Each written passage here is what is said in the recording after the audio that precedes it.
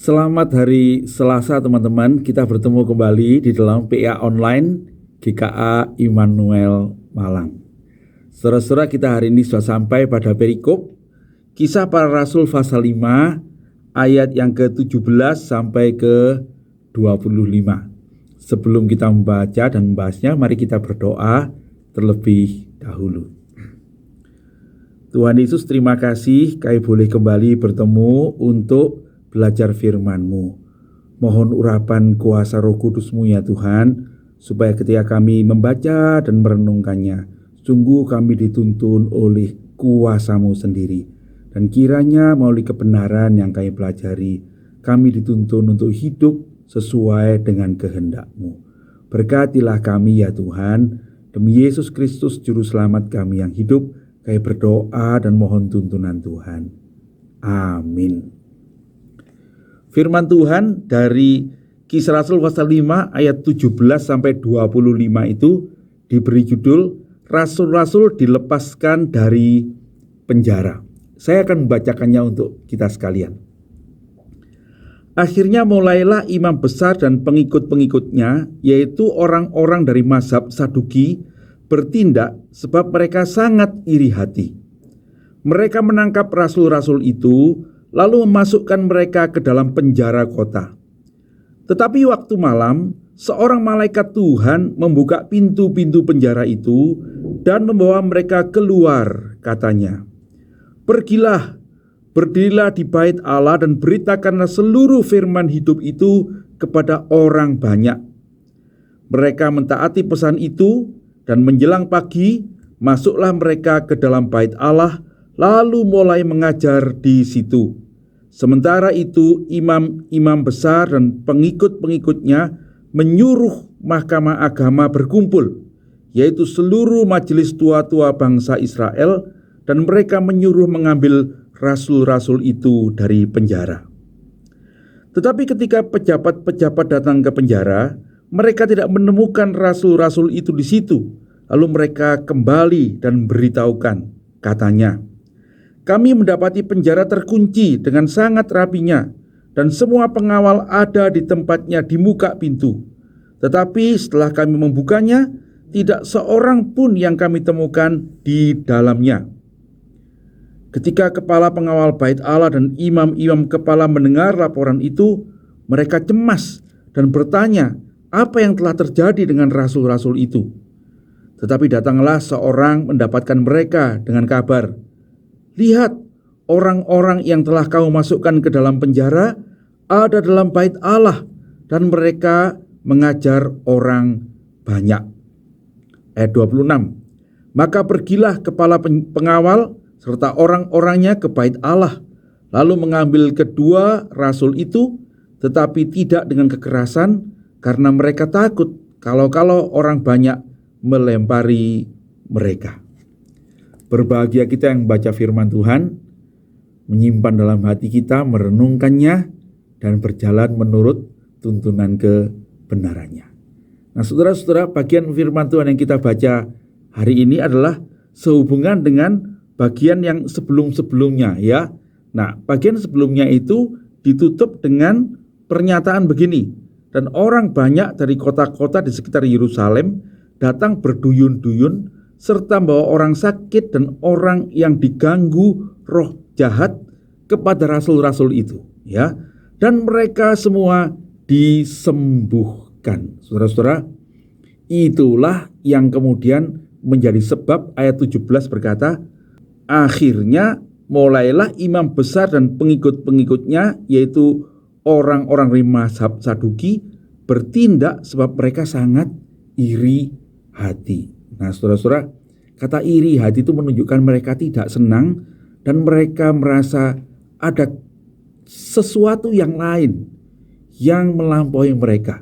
Nah, imam besar dan pengikutnya itu mungkin kelompok Sanhedrin ya, orang-orang yang waktu itu menjadi semacam majelis agama di tengah-tengah masyarakat orang Yahudi. Mereka itu sangat dihormati, mereka itu adalah orang-orang yang terpandang, dan orang-orang Saduki itu adalah orang-orang yang terpelajar. Nah, kita mengerti perbedaan mazhab Saduki dan Farisi adalah Orang Farisi itu sangat mengutamakan kerohanian, tapi orang Saduki itu lebih mengutamakan pengetahuan, ya, pengetahuan. Itu sebabnya mereka orang-orang yang pandai, dan itu sebabnya mereka banyak yang menjadi kayak majelis di Sanhedrin itu ya, di mahkamah keagamaan orang-orang Yahudi. Nah, orang-orang ini mempunyai kuasa di tengah masyarakat. Nah, tapi mereka mendapati bahwa muncullah rasul-rasul, murid-murid Tuhan Yesus itu yang sebetulnya sudah mereka peringatkan, sekarang tambah lama tambah besar kuasanya, ya. Ada orang-orang bahkan dari luar kota Yerusalem itu datang untuk membawa orang sakit, orang roh setan, dan mendapatkan kesembuhan. Ada kuasa rohani. Nah, saudara-saudara, nampaknya itulah yang tidak dipunyai majelis agama ini, ya. Mereka memang mempunyai kedudukan, tapi nampaknya tidak dengan kuasa rohani itu. Dan itu membuat mereka tidak senang sekali, ya. Pengaruh mereka sekarang disaingi, dan itulah muncul kata sangat iri hati. Lalu apa yang mereka perbuat? Nah, mereka harus menunjukkan juga kuasanya gitu, ya. Tapi karena mereka tidak punya kuasa rohani itu, lalu mereka membalasnya dengan kuasa politik, ya. Di ayat 18 dikatakan mereka menangkap rasul-rasul itu lalu memasukkannya ke dalam penjara, ya. Karena mereka adalah orang-orang yang punya kekuasaan, mereka punya hubungan dengan pemerintah, maka mereka bisa menangkap dan kemudian memasukkan rasul-rasul itu secara fisik ke dalam penjara. Dengan tuduhan apa? Rasanya saudara-saudara, nah barangkali seperti hari ini, ya, dengan penyesatan begitu kan, ya, atau penistaan agama begitu, ya. Nah, saudara-saudara, itulah yang terjadi, dan sepertinya mereka berhasil memasukkan rasul-rasul itu ke dalam penjara. Tetapi ayat 19 menunjukkan bahwa Tuhan sekali lagi menyatakan kuasanya untuk menolong para rasul itu, orang-orang percaya itu. Dia mengutus seorang malaikatnya untuk membuka pintu-pintu penjara itu dan membawa mereka keluar. Nah, saudara-saudara, nampaknya bukan cuma membuka pintu-pintu penjara dan membawa rasul-rasul itu keluar, tetapi sesungguhnya yang terjadi kalau kita baca ayat 23 itu, malaikat itu membuat semua orang tertidur atau sesuatu sehingga mereka tidak sadar kalau pintu-pintu penjara terbuka. Rasul-rasul itu keluar, pintu-pintu itu ditutup kembali, dikunci kembali. Nampaknya kunci terbuka tanpa perlu diapa-apain, ya, karena ini jelas kuasa rohani. Dan kemudian penjaga-penjaga itu tetap di depan pintu dan tidak tahu kalau rasul-rasul itu sudah keluar, ya. Nah, jadi ini betul-betul menunjukkan bahwa Tuhan berkuasa menolong umatnya. Tuhan berkuasa menyatakan kekuatannya melampaui penjara, melampaui kekuatan politik manusia. Nah, yang menarik saudara-saudara, setelah mereka dibawa keluar, bukan cuma dari dalam selnya, tapi sampai keluar dari bangunan penjara itu, mereka diberi pesan begini, pergilah sekarang, berdirilah di bait Allah. Jadi mereka harus bukannya menyembunyikan diri saudara-saudara, tapi mereka disuruh untuk pergi ke tempat umum, ke bait Allah itu, lalu beritakanlah seluruh firman hidup ini kepada orang banyak. Dan mereka diperintahkan untuk memberikan seluruh kebenaran. Kata aslinya itu artinya jangan ada yang disembunyikan, ya. Semua ceritakan, semua apa? Kebenaran ini. Jadi bukan cerita tentang bagaimana mereka dibebaskan dari penjara, bukan cerita tentang mujizat, tetapi mereka ke bait Allah untuk menceritakan seluruh kebenaran itu apa? Yaitu Yesus Kristus yang adalah Mesias itu, yang sudah mati untuk menebus dosa manusia, yang sudah bangkit, sekarang di sorga, memberi anugerah pada setiap orang yang percaya. Dan Injil itu memberitakan bahwa sekarang ada keselamatan bagi setiap orang yang percaya. Siapa yang percaya pada Yesus, dia akan diselamatkan, beroleh hidup yang kekal. Itu yang diberitakan. Perhatikan saudara-saudara ya. Jadi malaikat tidak mengatakan, bersaksilah pada mereka, tunjukkanlah bahwa kamu bisa keluar dari penjara dengan ajaib. Enggak. Tetapi mereka diperintahkan untuk memberitakan Injil. Nah saudara-saudara, dan dikatakan oleh firman Tuhan, rasul-rasul itu mentaati pesan itu. Sehingga menjelang pagi, artinya pagi-pagi sekali, menjelang pagi ya, mereka sudah masuk ke dalam bait Allah. Dan rupanya ada orang-orang yang pagi-pagi itu berdoa di bait Allah. Dan kepada orang-orang yang pagi-pagi datang ke bait Allah itu, mereka kemudian mengajar di situ. Nah, kata mengajar itu didasko ya. Dan itu juga dikatakan di dalam ayat 25 ya. Lihat, orang-orang yang telah kamu masukkan ke dalam penjara itu ada dalam bait Allah dan mereka mengajar orang banyak. Nah, kata mengajar itu menunjukkan ada kebenaran yang disampaikan. Nah, itu sebabnya ya. Lalu penafsir mengatakan mereka tidak menceritakan tentang mujizat. Mereka menceritakan tentang kebenaran Injil, yaitu tentang Yesus Kristus, Sang Mesias, yang mati menjadi juru selamat dan bangkit menjadi jaminan keselamatan bagi setiap orang percaya. Siapa yang percaya akan beroleh hidup yang kekal. Kebenaran itu, termasuk nubuat-nubuat tentang hal itu, itulah yang diceritakan ya. Didasko itu menunjukkan sebuah pengajaran ya, penyampaian kebenaran kepada orang banyak itu. Nah saudara-saudara, cerita itu kemudian berlanjut. Ketika mereka sedang mengajar, mahkamah agama itu berkumpul ya. Dan namanya Sanhedrin, yang kalau di pusat itu katanya 71 orang itu bersama dengan imam besar itu bersiap untuk mengadili rasul-rasul ini. Ya, barangkali mereka akan melakukannya dengan keras. Nanti kita akan bicarakan itu di minggu depan ya. Nah, tapi kemudian ketika orang-orang yang disuruh mengambil rasul-rasul dari penjara, itu adalah pengawal-pengawal bait Allah ya, bersama beberapa pejabat, mereka mendapati hal yang kita bicarakan tadi ya. Semua penjara rapi terkunci, penjaga-penjaganya di depan pintu, tapi rasul-rasulnya tidak ada. Gitu ya.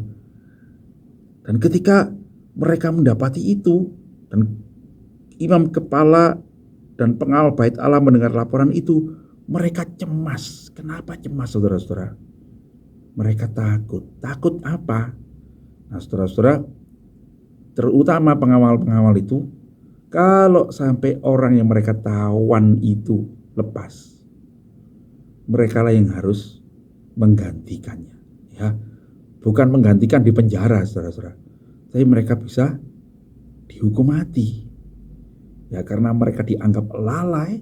Dan pada waktu itu pengawal-pengawal bait Allah itu sekalipun adalah orang-orang Yahudi, tapi mereka di bawah komando orang-orang Romawi ya, didisiplin seperti prajurit Romawi ya, meskipun mereka diperbantukan kepada imam besar. Jadi itu membahayakan mereka. Itu membuat mereka cemas saudara-saudara ya. Jadi mereka kemudian mencari tahu dan mencari rasul-rasul itu ya, kemana mereka dan apa yang terjadi. Nah saudara-saudara, ketika mereka sedang bingung, maka datanglah orang memberitahu mereka, rasul-rasul itu tidak sembunyi ya. Dikatakan mereka itu yang kamu cari itu, yang kamu masukkan ke dalam penjara itu sudah di dalam bait Allah. Barangkali ini bukan di dalam ruang kudusnya ya, tetapi di pelataran bait Allah, karena disitulah orang-orang boleh berkumpul. Selain imam, tidak ada orang boleh masuk dalam bait Allah, di pelatarannya itu ya. Tapi itu sudah termasuk kompleks bait Allah. Nah di situ rasul-rasul sedang apa? Mereka dikatakan sedang mengajar orang banyak. Saudara-saudara, nampaknya ada orang yang semakin lama semakin banyak berkumpul dan kemudian mendengarkan cerita rasul-rasul itu. Cepat-cepat kepala pengawal serta orang-orang itu pergi ke bait Allah.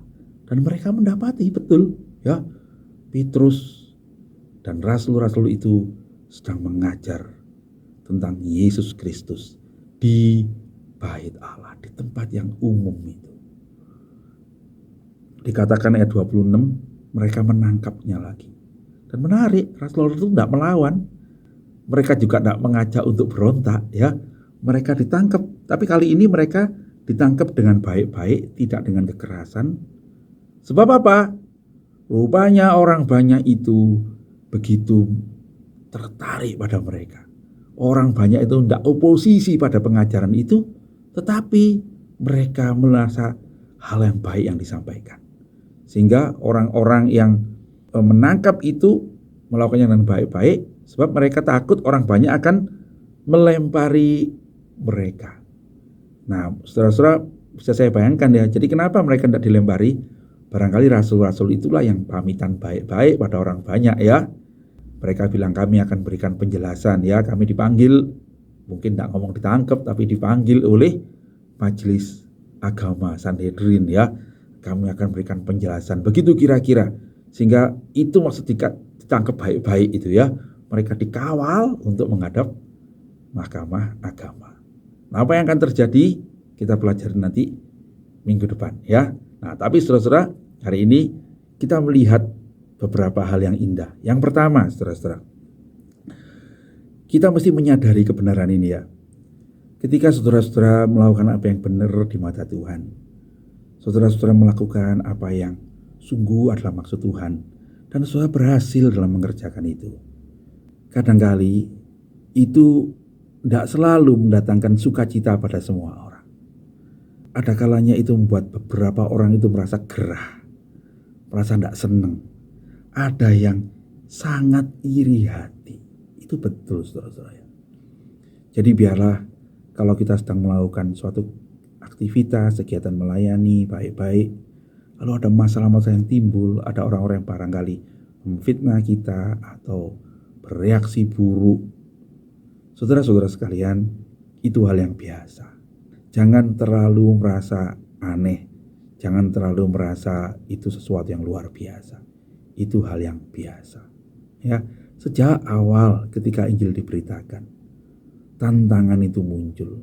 Bukan cuma dari orang, bahkan kalau kita belajar di firman Tuhan, Tuhan Yesus mengatakan bahwa si iblis itulah yang menjadi musuh kita. Ya, kita ini bertempur bukan dengan kuasa-kuasa dunia, tapi kuasa-kuasa kerajaan angkasa. Saudara-saudara sekalian, sebab itu biarlah kita prepare ya, kita bersiap hati. Waktu kita melakukan apa yang benar, belum tentu akan ditanggapi baik.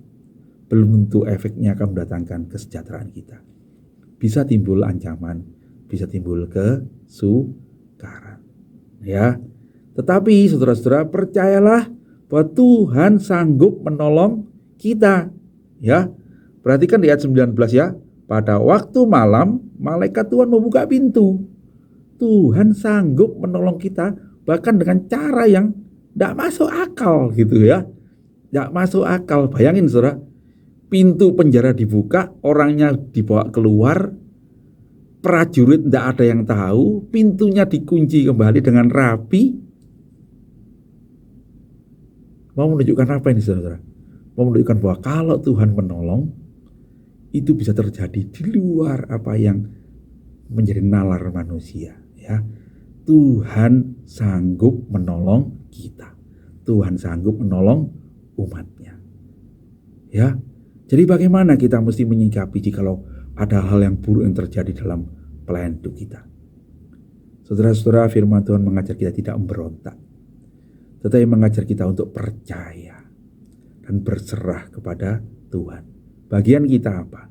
Seperti yang diperintahkan oleh malaikat itu. Pergi memberitakan kebenaran itu, menyaksikan kasih. Jangan sampai kesaksian kita itu menjadi antagonis dengan peristiwa, dengan sikap kita. Ya, kita menceritakan kasih, tentang kebaikan, tentang kelemah lembutan, Tetapi kita menunjukkan dengan kemarahan, misalnya begitu ya, dengan perlawanan. Kadang-kadang itu bertolak belakang. Biar kita melakukannya dengan konsisten, percaya penuh dan berharap kepada pertolongan Tuhan.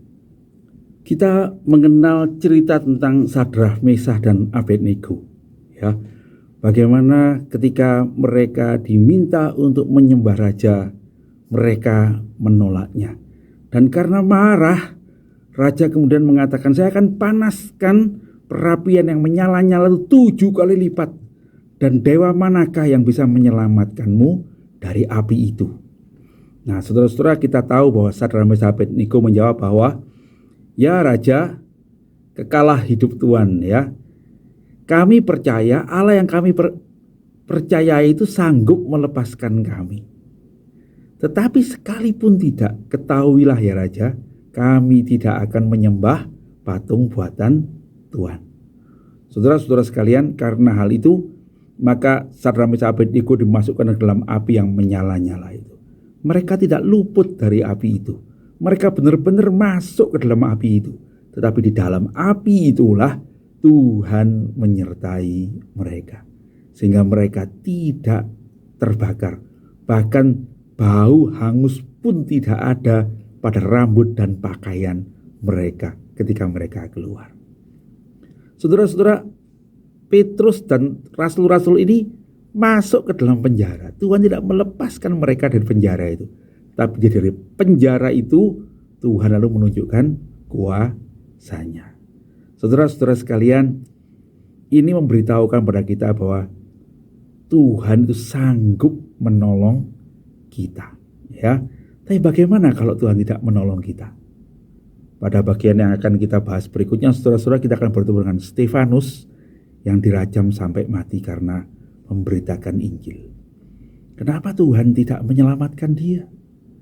Saudara-saudara, pada prinsipnya itu sama, ya, yaitu ketika malaikat Tuhan itu menyelamatkan Petrus, tujuannya supaya ia memberitakan kebenaran itu. Dan ketika Tuhan tidak menyelamatkan Stefanus, tujuannya karena supaya dalam kematiannya dia menyaksikan kebenaran itu. Yaitu ketika dia hampir mati melihat surga yang terbuka dan berkata, aku melihat anak manusia duduk di sebelah kanan Allah. Lalu dia mengampuni orang-orang yang merajam dia. Kesaksian itu tentang kebenaran disertai dengan berita hidup yang nyata, perubahan moral yang nyata. Nah, saudara-saudara sekalian, karena itu beginilah kita sebagai orang percaya harus menaruh percaya itu. Kita mempercayakan hidup kita pada Tuhan, bagian kita menceritakan kebenaran firman Tuhan. Tuhan menolong atau Tuhan tidak menolong, itu pasti oleh karena satu alasan, supaya melalui pertolongan itu atau supaya melalui pengorbanan kita, Injil itu diberitakan dengan lebih jelas, ya. Karena itu kita harus bersyukur, ya. Tidak berarti Tuhan menolong yang satu, tidak menolong yang lain. Tapi pertolongan dan tidak pertolongan itu adalah untuk suatu maksud yang jelas. Itu, ya. Nah, saudara-saudara, yang terakhir, kekuatan kesaksian itu yang pertama-tama adalah karena perubahan moral. Sekali lagi, ya. Jadi yang menakutkan imam besar dan pengikut-pengikutnya itu adalah sebab mereka melihat orang-orang percaya itu berubah hidupnya. Kekuatan moral, kekuatan spiritual itu, ya. Nah, pertolongan dalam bentuk mujizat itu adalah sebuah penguatan, sebuah dukungan di dalam iman. Nah, jadi bagaimana kita menyikapi pelayanan kita? Saudara-saudara, yang jadi fokus haruslah perubahan oleh karena Injil dalam hidup orang percaya. Mujizat itu diberikan untuk menguatkan berita itu. Jadi fokusnya bukan mujizatnya, saudara-saudara, tapi berita kebenarannya, ya. Biarlah kita sekalian mengerti kebenaran itu, dan biarlah ketika kita percaya pada Tuhan Yesus, kita tidak mengharapkan mujizat itu, tetapi kita mengharapkan perubahan hidup kita oleh karena Kristus yang tinggal dalam hati kita. Kalau Tuhan kemudian membuat mujizat dalam hidup kita, itu semata-mata supaya kebenaran yang kita beritakan, yang kita saksikan itu dikuatkan oleh kuasa yang Tuhan nyatakan. Ya, Tuhan kiranya menuntun hidup kita. Tuhan kiranya memberikan kita hidup yang sungguh memuliakan Tuhan. Ya, mari kita berdoa. Terima kasih Tuhan, kami boleh belajar firman-Mu pada hari ini. Kiranya Engkaulah yang menuntun kami untuk hidup dalam tuntunan kebenarannya. Jadikanlah kami pemberita-pemberita Injil-Mu, dan biarlah kuasa-Mu menyertai kami ya Tuhan.